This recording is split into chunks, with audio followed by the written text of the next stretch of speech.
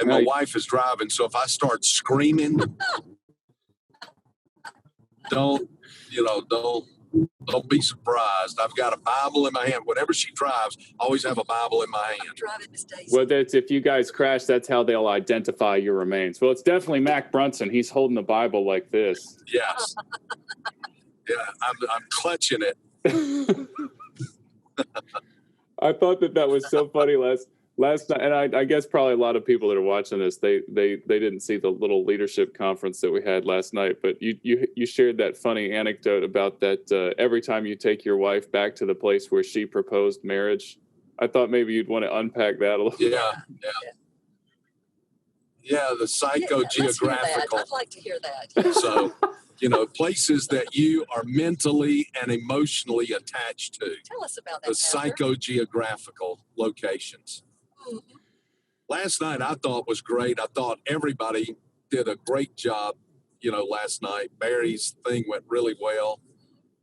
I thought Hannah did an exceptional job. I slipped out after mine, so I didn't get to see the panel discussion. But the folks there were in such a great, as I was saying to you moments ago, I think Valleydale has so much right now to be thankful for. God's blessing. The crowds yesterday to me, was just unbelievable. Debbie kept punching me in the second service, and she said, you got to turn around and look at the crowd that's here. And, I was just so thankful for that. I thought the music, especially in the second service, it was everything was just spot on. The media, what they did yesterday was so good. Again, like I said, my wife is driving. Look, those are brake lights. Okay. You're so funny. You are so funny. Yeah. Man, she's a good one. She's a good woman to put up with you.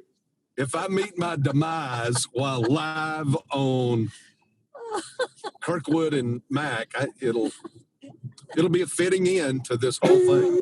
Stars are so funny. I hesitate to comment on that, but you mentioned Hannah last night and I laughed out loud because she had, I think we put it on the time. We time everything. That's how we keep things on schedule, especially as we're online. And poor Hannah, she looked up and she was like only 3/4 of the way through her presentation. She's like, "Oh, I'm out of time. Wow, this is a lot harder than it looks," And of course, you couldn't resist the urge to comment on that when you stepped up there. Yeah. Not near as easy as it looks. Well, and then you proved that by going over by like 12 minutes. Yeah, I did. So I didn't want her to feel bad, so I thought I would just go extremely long and make her look good. Well, they wanted to hear from you, Pat. And that's the thing, like we that's one of the reasons why we do the recap. It's so important for us to hear from our pastor, both from the word and then also just in terms of vision and stuff that's coming up. And like you said, there are a lot of things to be really thankful for. And I guess if people wanted to, I don't think we're going to keep the Inspire conference thing public, but if there's anybody that's watching this that wants a link to it, you guys can just reach out via messenger or email, and we'll send it was a great night. Good crowd, great night, great spirit. Yeah, I agree. I just got to sit next to my wife and just enjoy it. Honestly, that was one of the fun parts of yesterday with now we have childcare back. Got to actually sit with my wife, and it was just the two of us, and we got to sort of process things together. And that was really nice. I kept the kids in there though for the morning service because I wanted them to see all the cool video stuff, and they were really excited about that. Did they like it? I had several parents tell me that the kids really enjoyed it. Yeah, well, the kids love anything that gives it that much more.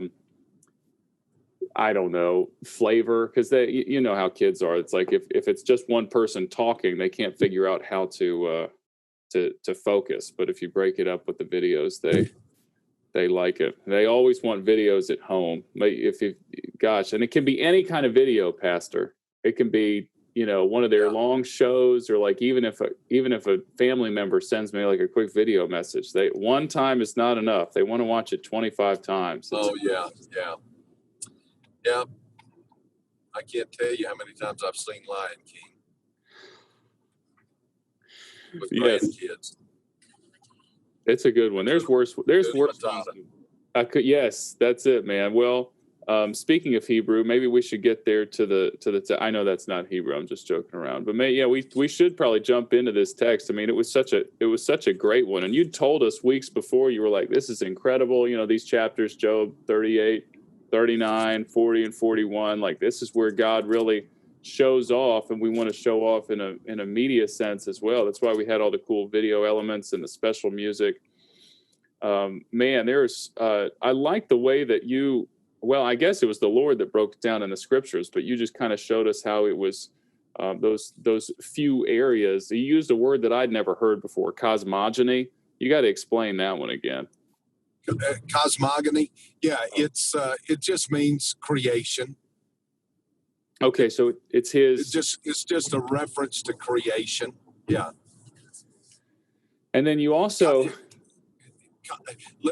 this, cosmos in Greek, of course, is, who was that famous guy that used to be on TV? The Cosmos. What was his name? He died. He was an atheist. Claimed to be an atheist. Nobody's a real atheist. They always worship something, even if it's nothing but themselves. I can't think of his name. But anyway, that's where it comes from. It's the study of the cosmos, the study of creation. Cosmogony. Carl Sagan. There Carl it is. Sagan. Yeah, Carl Sagan. Yeah, the pale blue dot, which is I've listened to that multiple times, and it's beautiful in a sense because of the way that it's nice in the way that it describes creation, but it ends in the wrong place, right? Because it ends with like, and all of this is effectively meaningless. And of course, we know. Well, that's exactly what they have to come to. That's exactly what atheism has to come to, is that everything is meaningless. There is no meaning to life. It's just meaningless. Which, when you don't begin with God, nothing is ever going to end well. That's one of the things that I've learned with regards to apologetics in my short years, is like, if I try to just argue against like a worldview like atheism, and I try to like come in with all of these apologetics, most of the time it's a failure. It's like, really, when, like you're saying, when you come back to the very, very beginning with like, what is the foundation of just who you are as a person, and does that square with how you live your life? That's when you can get people to actually think. Yeah. I'm sure you've had tons of conversations like that. I mean, just because atheism is like such a common worldview now. It's just popular. People here, people gravitate to whatever is the fad of the moment, whatever the flavor of the day happens to be. Well, I know that it's our prayer. We prayed it to a degree last night, that the flavor of our culture is going to become more Christ-centered, and I hope that we can contribute to that. Yeah, I do too. I really do. I think that we can make some, that's kind of what I think about when we get together on these Mondays. It's like, well, let's put something out there on the airwaves that is centered on the Word, centered on the Creator, and let's hope that the Lord will use it to change people's hearts.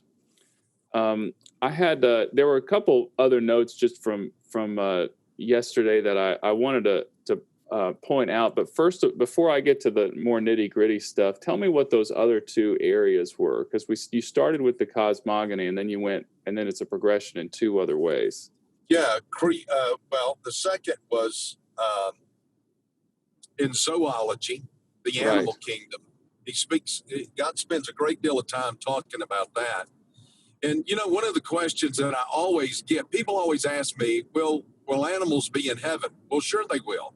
They're a part of God's original creation. Now, is your dog Fido going to be there?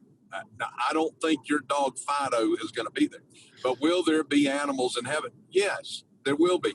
All of God's creation will be there. In fact, you read in the prophecy that the lion will lay down with the lamb, and the ox and the what is it, will be together. And so, yes, they're going to be animals. God spends a great deal of time talking about himself, telling Job who he is by describing the animal kingdom, saying, I've created all these things. And then the last thing was astronomy, Yes. the heavens, not astrology, but astronomy. An important distinction. Yeah, very much. One is a goofy concept that the planets and the stars have something to do with your life. The other is the study of the celestial bodies. Yeah. Well, I liked that point, and I couldn't stop thinking about it yesterday under zoology, where obviously God has created everything for a purpose, and everything he created is good. I reread Genesis 1, just thinking about that and seeing all the times when God says, and this is good, and this is good. And you mentioned sort of in passing how everything in creation exists or can exist to point out an aspect of who God is or who we are. And I think that that's so interesting.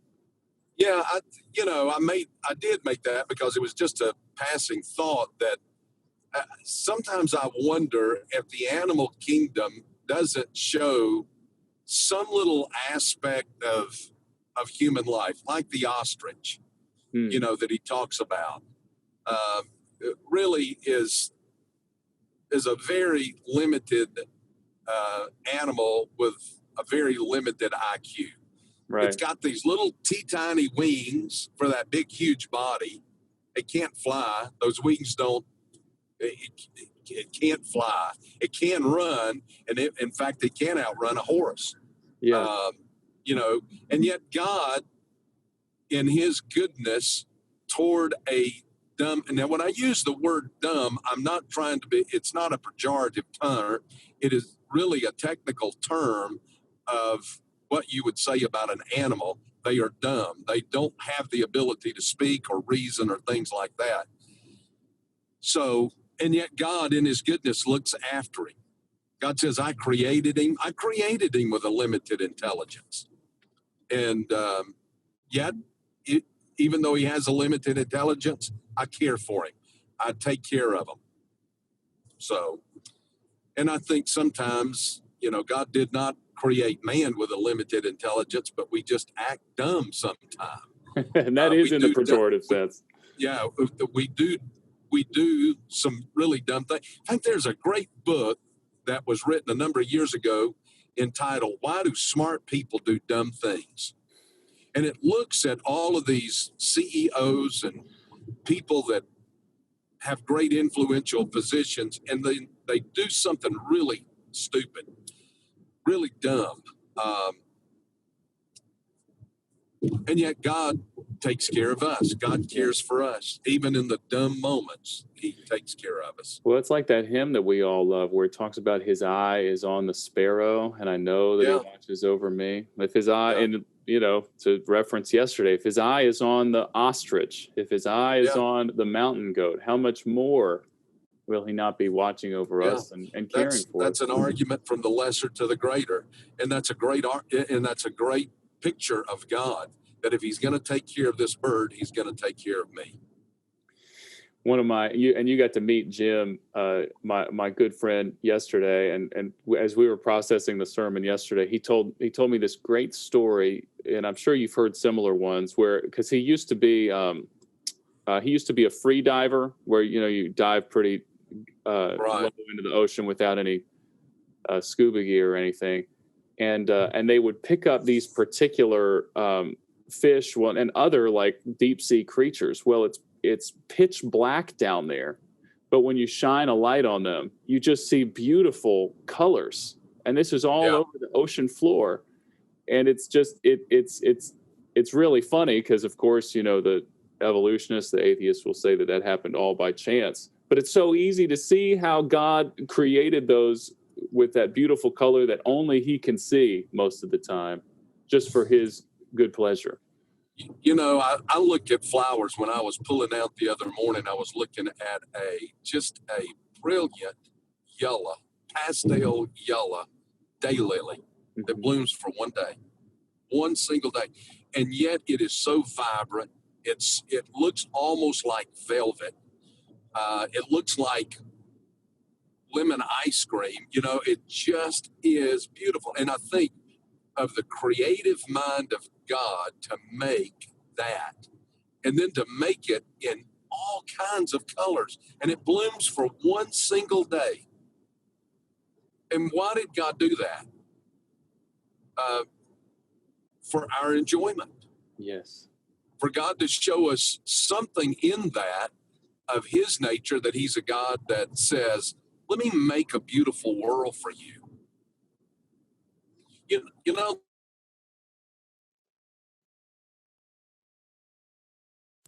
black and white TV used to be. It could be that. It could be all monochrome. Right. It Right. could be, you know, you could,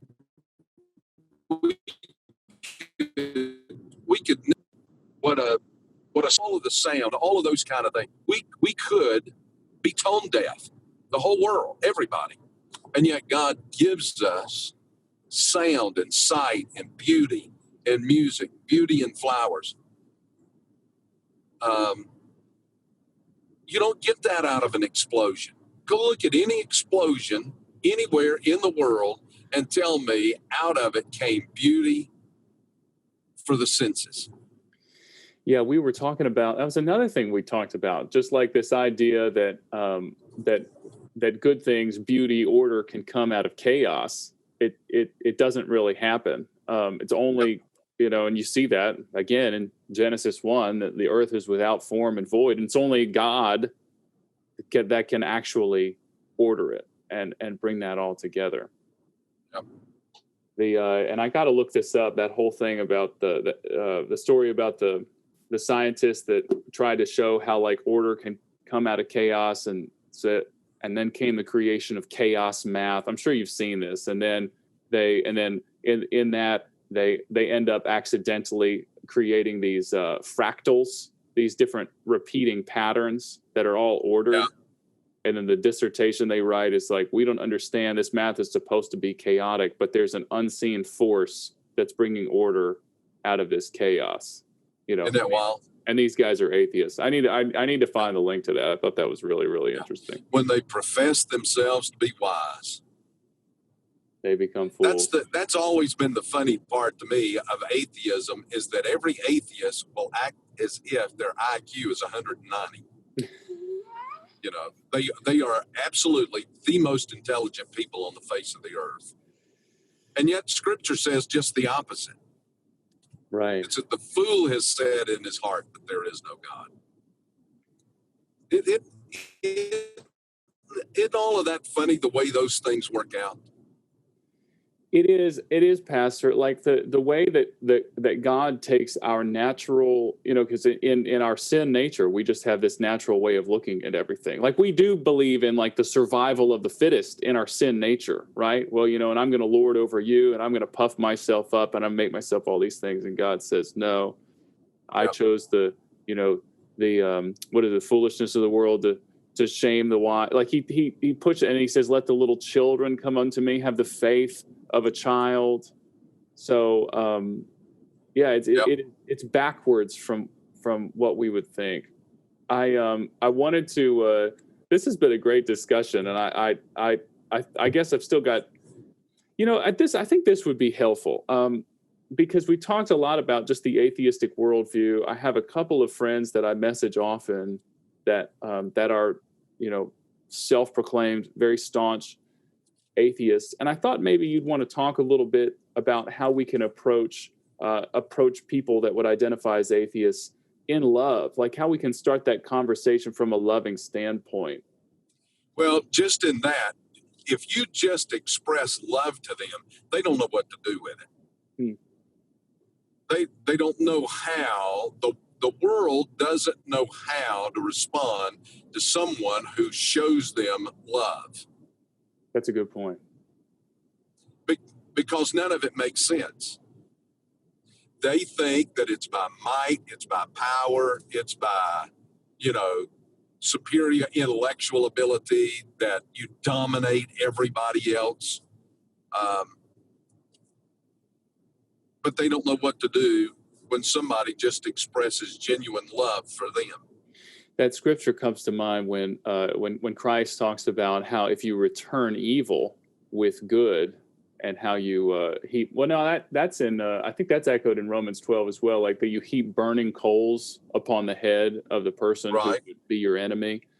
And yeah, I've seen that multiple times where they just come at you hard, and I mean really in like a mindset of almost persecution, where they're just like, how dare you have this viewpoint? And then if you just love them as people, completely separate from whatever discussion or disagreement that you're having, how that has such a power to disarm them. Yeah. Okay. Hey, listen, I didn't get to this yesterday. Chapter 40, Job answers God back in the middle of God speaking. He answers the Lord back in 40 verse 3. Job answered the Lord and said, behold, I am insignificant. What can I reply to you? I lay my hand on my mouth. I can't believe I said that. Once I have spoken and I will not answer. I'm not going to say even twice and I will add nothing more. I said it once. Listen, I need to close my mouth. God comes back with the same words that he does in chapter 38. Then the Lord answered Job out of the storm, which again, to me, the second time that is stated adds an emphasis to it, that in the storm, God speaks to you. Gird up your loins like a man. I will ask you, you instruct me. Will you really annul my judgment? Will you condemn me that you may be justified? Boy, that's pretty profound right there. Where Job has belly ached all this time about all that's happened to him, and God comes and he says, really now, are you going to annul my judgment and condemn me so that you may be justified? Well, it's fascinating. The whole of it is. And of course, Sunday we come to chapter 42. Job's going to answer the Lord one more time. And then you come to the end of Job. And I'll just save that for Sunday. But it's an incredible story. And again, through the whole thing, God never explains any of it to him.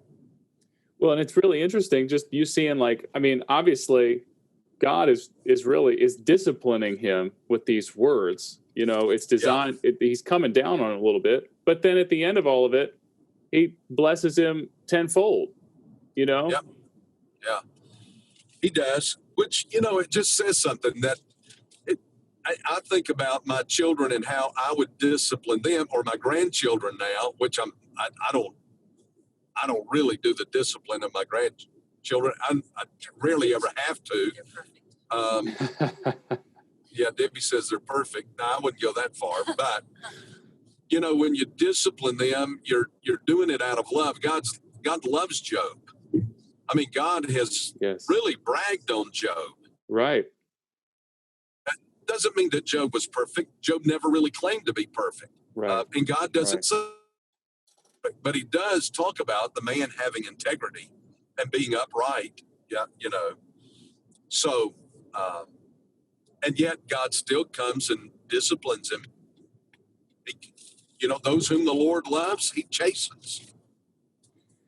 I think that's so important for us to remember that he really is our Father. And like, I've just seen that so much in the discipling and disciplining of my own children, and how much more I've seen into the heart of God. And that's his design, that we would see it in that way.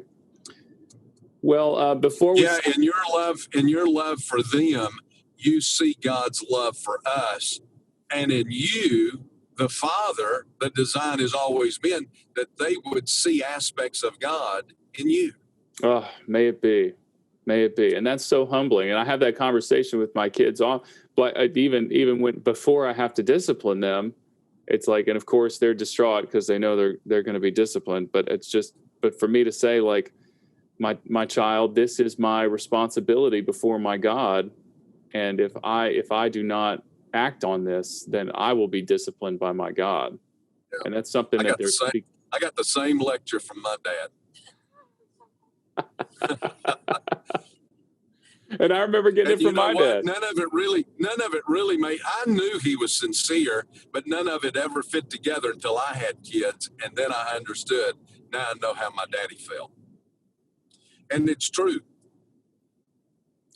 It's true. I am obligated to discipline you, so that life will be better for you down the road. Right. I'm disciplining you because I love you, and because I don't want anybody else to hate you. Because if this behavior goes unchecked, it's not going to go well for you. If just let you go like this, nobody's going to want to be around you. Which is the way, sadly, a lot of the world is today. Well, Pastor, before we sign off, I wanted to give you one more chance to get in trouble, because we, I know that obviously you're a trustee with the Creation Research Institute, CRI, and you went ICR. ICR, Institute of Creation Research. Pardon me. Yeah. So, and then there, like we're just talking about chapter 40, and then you have the Leviathan and the Behemoth. And so you glossed over it a little bit yesterday, and you're like, I'm going to let the paleontologist speak into this, and then you went ahead and spoke into it. I heard you on that. But about that, like who that is, and like I just love to hear just some of your thoughts with regards to the prehistoric age. Is there anything you held back on? No, really, I'm not an expert in that, but and if if people are interested in that, I encourage them. I had a bunch of young men come up to me, 12, 13 years of age yesterday, and they were all just hyped up about dinosaur stuff. And I said, okay, that's your homework assignment. Go look up ICR, go to ICR, get on there and type in their search engine, Leviathan, and just read a couple of their articles and look at some of the stuff. I do believe that dinosaurs and man existed at the same time. I'm a young Earth. I'm not hesitant to say it. I don't apologize for it. I'm a young Earth creationist, and there is ample enough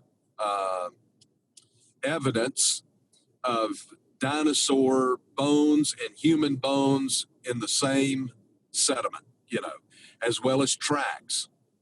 So I just posted a link to the article that you were talking about, and I think that's because it looks great. I can't wait to read it later. But yeah, I'm with you, Pastor. It's a strange thing to talk about, just because like anytime you hear about this stuff, you just hear about people who have a young Earth view just getting vilified. But I think I'm with you on that. I am, and I could care less what the critics have to say. I love them. Glad to talk to them. I'm not an expert. I just know what I believe. I think Noah had some of these on the ark. One of the great things is going up, and I'll say this about Ken Ham, going up to the ark gives you a tremendous picture of how all of that took back. It is well worth your time going up to see that. And I would encourage everybody to go to the Discovery Center out in Dallas at ICR. It's brand new. It is phenomenal. They have the neatest thing, Kirkwood. When you walk in, when you first go in, they have these great portraits of like Newton and Murray and Kepler and all of these guys. And when you walk in, these great portraits turn and they start talking to you. And they start talking to you about their Christian belief in God and in Christ, and how all of these laws, like Newton will talk about the laws, like gravity, and we'll talk about, how God put these laws in play. It is just phenomenal to stand there and watch a portrait turn around and begin to talk to you about science and how it is in agreement with Scripture. And honestly, Pastor, I feel like you could do a whole series on like the science that we see in the Bible and how that influenced our understanding of the world and how it's not obsolete. You know, you mentioned that multiple times in Job, and that stuff was fascinating to me. I mean, I felt like one of those 13-year-old kids, just that like, oh, wow, you know, like seeing the planning and the wisdom of the Lord to put that in the Bible thousands of years ago. Yeah. Yeah. Well, I put a couple of those links in there so that anybody that's watching us on Facebook, they can follow that and know what we're talking about. And then I just made a mental note to all the road trips that you and me need to take. We obviously need to go to Noah's Ark together, and obviously we'll be going to Israel together many times in the future. So I hope that would be great. Yeah, may it be. I'll claim that unless COVID-20 comes to try to steal our joy sometime in the future.